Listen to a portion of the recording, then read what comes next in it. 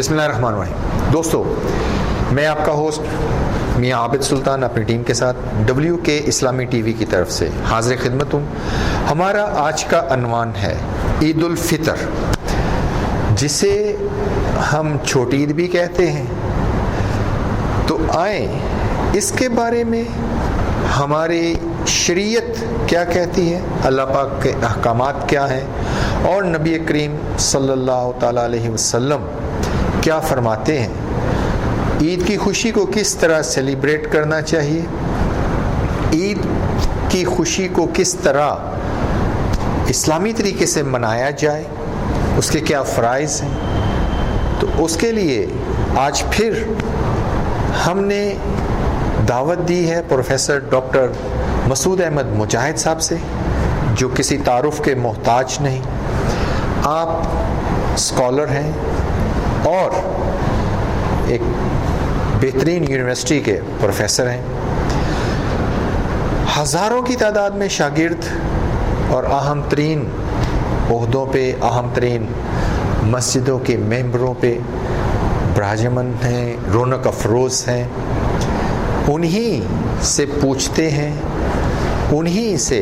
رہنمائی لیتے ہیں اور آسان طریقہ الفاظ میں ان سے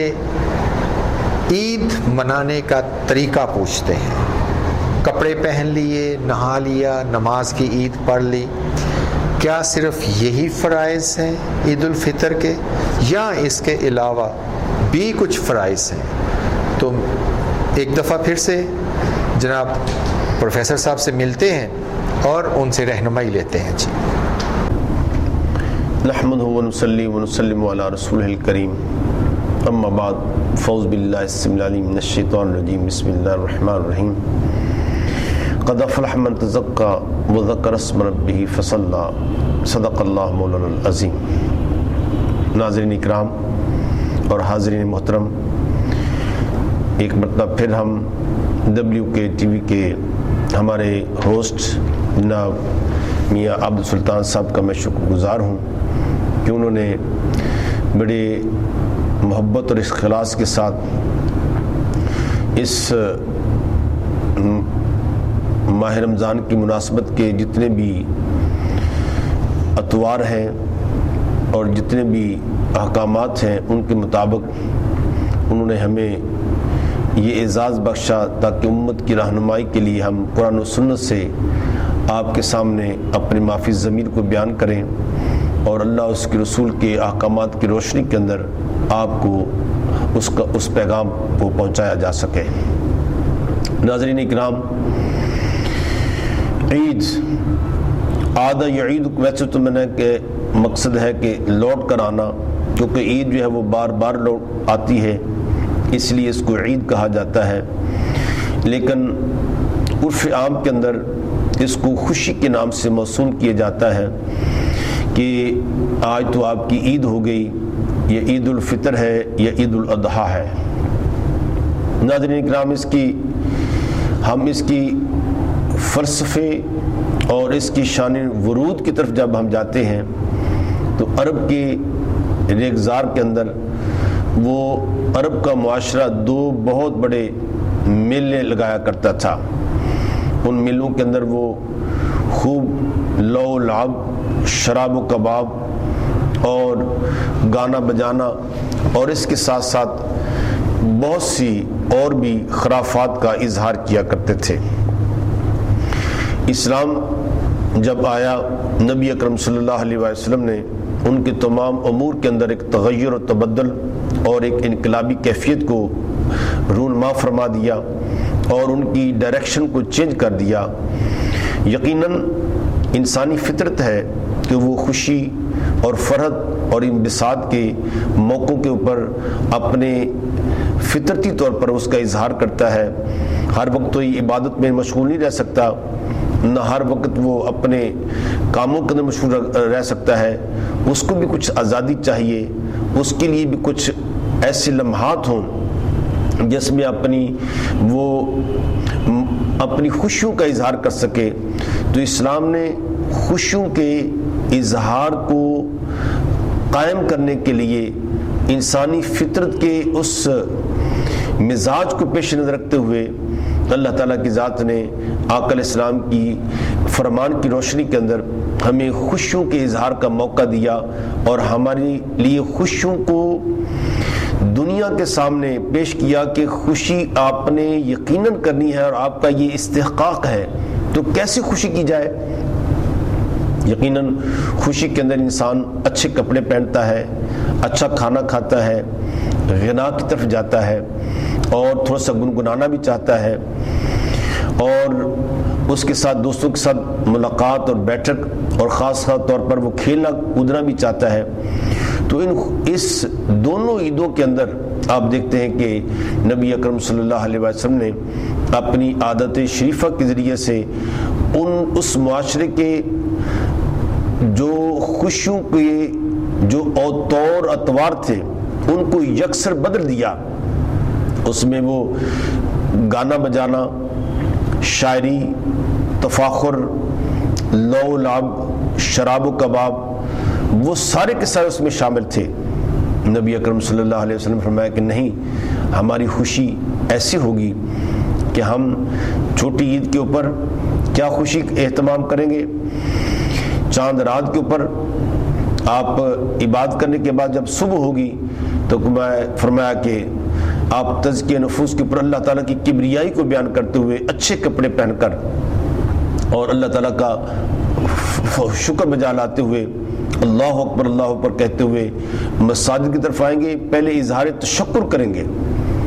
2 نفل ادا کریں گے، پھر اس کے بعد دوسروں سے ملیں گے، ملنے کے بعد پھر اپنے تمام کے تمام احباب بچوں کو ان سب کو لے کر آؤ عید کے اندر خوشیوں میں شامل، تاکہ وہ عورتیں بھی شامل ہوں اور تمام کے تمام جو نماز یعنی کہ حائضہ بھی ہے وہ بھی شامل ہو جائیں، تمام کے تمام ملت اسلامیہ وہ شامل ہو۔ اور اس کے اندر ایک پیغام بھی دیا جا رہا تھا اس معاشرے کے لیے بھی اور آج کے دور کے لیے بھی، کیونکہ وہ اس میں یہود و نصارہ اس وقت موجود تھے۔ تو نبی اکرم صلی اللہ علیہ وسلم نے مسجد کی جگہ سے باہر کھلے میدان کے اندر نماز پڑھنے کا حکم دیا، اور تاکہ جب یہ سارے کے سارے لوگ نکلیں گے اور ایک بہت بڑا جمع غفیر ہوگا، ذکر الہی اور اس کے ساتھ ساتھ اللہ تعالیٰ کی تکبیرات اس شرک کے اوپر، شیطنت کے اوپر، طاغوت کے اوپر اور غیر مسلم جو ہیں ان کے اوپر ایک ضرب کاری کہ اے ہم پر دارِ حیات کو تنگ کرنے والوں، دیکھو کل تک ہم کیا کیفیت تھے، آج اس اللہ تعالیٰ کی کبریائی، اس کی عظمت، اس کی تقدیس، اس کے لیے ہم نہ صرف ایک تنہا محمد مصطفیٰ صلی اللہ علیہ وسلم کی ذات ہے، مکہ مکرمہ کے وہ احوال جو تھے جہاں پہ بڑی مشکل کے ساتھ یعنی کہ ایک محدود انداز کے ساتھ چھپ چھپ کر اسلام کو پھیلایا جا رہا تھا، لیکن آج اللہ تعالیٰ کا فضل ہے ہم کھلے عام جا رہے ہیں۔ ہے کہ کوئی تم میں سے ہمیں اللہ تعالیٰ کی کبریائی سے روکنے والا؟ پھر ایک انداز کے ساتھ اسلام کی عظمت، اس کا مقام و مرتبہ اور جوش اور جذبہ وہ اور خوشیوں کے ساتھ اس کو بیان کیا گیا۔ دوسرا ہے کہ نبی اکرم صلی اللہ علیہ وسلم نے اچھے کھانے کے ساتھ لوگوں کو مدعو کیا، اچھے کپڑے پہن کر، اور اس کے ساتھ ساتھ ایک اور بھی چیز آتی ہے کہ نبی اکرم صلی اللہ علیہ وسلم نے اس میں غنا، اس کے اندر آپ کے اندر دف، مزامیر، اس میں 2 واقعات آتے ہیں کہ نبی اکرم صلی اللہ علیہ وسلم نے ایک فطرت انسانی کو پیش نظر رکھتے ہوئے حبشی ان کا ایک گروہ آتا ہے اور وہ آقا علیہ السلام کے گھر کے سامنے آ کر کہتا ہے کہ یا رسول اللہ، ہم دور جاہلیت کے اندر یا جنگی جو کرتب ہیں وہ کس طرح ڈالتے ہیں، جس کے آپ گتکا بھی کہہ سکتے ہیں، اس کے ذریعے سے وہ حبشی آ گئے اور وہ آقا علیہ السلام کے گھر کے سین کے سامنے آ کر انہوں نے وہ اپنے کرتب دکھانا شروع کر دیے کہ نیما محمد حبذا، کیا محمد صلی اللہ علیہ وسلم اچھے ہیں، یا محمد ابن اخی الصالح، ہم محمد صلی اللہ علیہ وسلم کتنے ہمارے اچھے بھائی ہیں۔ اور اس طرح وہ ایک نغموں کے ذریعے سے انہوں نے اپنی خوشی کا اظہار کیا، اور اس طرح سیدہ عائشہ صدیقہ رضی اللہ تعالیٰ عنہا وہ بھی اس کو دیکھتی ہیں۔ تو اس کا مطلب یہ ہوا کہ اسلام اتنا وہ تنگ نظر مذہب نہیں ہے، اپنے اہل و عیال کو، اپنے بیوی بچوں کو بھی اس خوشیوں میں شامل کرو۔ یہ نہیں کہ ہر وقت تم تسبیح و تحلیل کے اندر رہو، نہیں، بلکہ انسانی یہ فطرت کا تقاضا ہے کہ کچھ اس سے ہٹ کر بھی. اور پھر دوسری جو حدیث آتی ہے کہ نبی اکرم صلی اللہ علیہ وسلم تشریف فرما تھے, عید کا موقع تھا, آپ گھر میں تشریف فرما تھے. سیدہ عائشہ صدیقہ عفیفہ سلام اللہ علیہا وہ ابھی جوان ہیں, تو ان کی 2 انصار کی عورتیں جو تھیں, بچیاں جو تھیں, وہ ان کی سہیلیاں بن گئیں. جب وہ سہیلیاں بنی تو وہ دن آیا, یعنی عید کا دن آیا, تو وہ آ کر وہ مزامیر دف بجا رہی تھی. ظاہر ہے کہ وہ بچیاں تھیں, نابالغ بچیاں جسے کہہ سکتے ہیں آپ, دف بجا رہی تھی اور جنگ بیاس ان کا وہ ترانے اور نغمے گا رہی تھی. ابو بکر صدیق رضی اللہ تعالیٰ عنہ آقا علیہ السلام کو مبارکباد پیش کرنے کے لیے حاضر ہوئے. کیا دیکھتے ہیں کہ حضرت ان کی بیٹی جو ہے ان انصار کی بچیوں کے ساتھ وہ دف بجا رہی ہے, مزامیر تھے. تو آپ فرمایا کہ ذرا تھوڑا سا آپ نے زجر و توبیخ کے ساتھ فرمایا کہ یا بنتی, اے میری بیٹی, تم یہ حالت ہو رہی کہ آقا علیہ السلام کی موجودگی کے اندر ایسا کر رہے ہو. آقا علیہ السلام بستر پر تشریف فرما تھے اور آپ نے کروٹ لی ہوئی تھی. جب حضرت ابوبکر صدیق رضی اللہ تعالیٰ عنہ کی اس آواز کو جب آپ نے سنا تو آپ نے کروٹ کو بدلا, فرمایا کہ دا یا ابا بکر, اے ابو بکر چھوڑ دو, ان کو اپنی خوشیوں کا اظہار کرنے دو. تو اس سے معلوم ہوا کہ نبی اکرم صلی اللہ علیہ وسلم نے اس عید کے موقع کے اوپر دف اور یہ آپ کو نے نغمات, یعنی کہ ایسے نغمے جس سے ایک دین کی عظمت, ایک اصلاحی پیغام جس میں اشتہا نہ ہو, بہیمیت نہ ہو, حیوانیت, اس کو اشتعال کرنے والی وہ چیزیں نہ ہوں, برانگیختہ کرنے والی چیزیں نہ ہوں, اس کے علاوہ جتنے بھی جو مزامیر ہو سکتے ہیں دف بجا سکتے ہیں. اور یاد رکھیں کہ دف جو ہے نکاح کے اوپر اور جنگ کے اوپر یہ نبی اکرم صلی اللہ علیہ وسلم نے مسنون قرار دے دیا ہے اور اعلان کرنے کا حکم دیا ہے. تو عید بھی عزیزان من اس کو اپنے اچھے انداز کے ساتھ اگر انسانی فطرت کو پیش نظر رکھتے ہوئے نبی اکرم صلی اللہ علیہ وسلم نے دور جاہلیت کی جو خوشیاں تھیں, جس میں لعب و لعب, جس میں شراب و کباب, جو ان کا اس معاشرے کا ایک خاصہ تھا, آپ نے اس سے علیحدہ ایک اسلامی معاشرے کے خوشیوں کا ایک تصور پیش کیا کہ جب بھی تم خوشی کا اظہار کرنا تو پہلے اللہ تعالیٰ کی ذات کا شکر ادا کرو, یعنی نفل ادا کرو, نماز عید کو ادا کرو, پھر اس کے بعد آپ اپنے گھروں میں اب ایک دوسرے کے ساتھ گھل مل جاؤ, اپنے بچوں کو آپ نے سیر کرنی ہے تو وہاں پہ چلے جاؤ, اچھا کھانا کھلاؤ, ایک دوسرے کو مبارکباد دو, تہنید کرو, ملے جلو. یہ ہے وہ خوشی کا تصور جو اسلام نے ہمیں عید کی شکل میں عطا کر دیا. ان دور جاہلیت کے ان تمام کے تمام لو لعب, شراب و کباب اور اپنے تفاخر کو اس کو یکسر ختم کر دیا, اور ایک اسلامی نقطہ نگاہ سے جو خوشی کا تصور ہو سکتا ہے اس کو نبی اکرم صلی اللہ علیہ وسلم نے انٹروڈیوس فرمایا کہ ہمارا اسلامی معاشرے کے اندر یہ ہے وہ خوشی جس کو آپ نے دنیا کے سامنے پیش کرنا ہے. اور اللہ تعالیٰ کی ذات نے اس بارے میں ہمارے وہ تمام کے تمام انسانی فطرت کے تقاضوں کو پیش نظر رکھتے ہوئے کہ انسان کے اندر فرد, انبساط, اس کے اندر گنگنانا, وہ جو کیفیت ہے وہ بھی نبی اکرم صلی اللہ علیہ وسلم نے وہ حبشی جو دستہ آیا تھا اس کے وہ گتکے کی شکل کے اندر, اور اس طرح نبی اکرم صلی اللہ علیہ وسلم کے جو اس تناظر کے اندر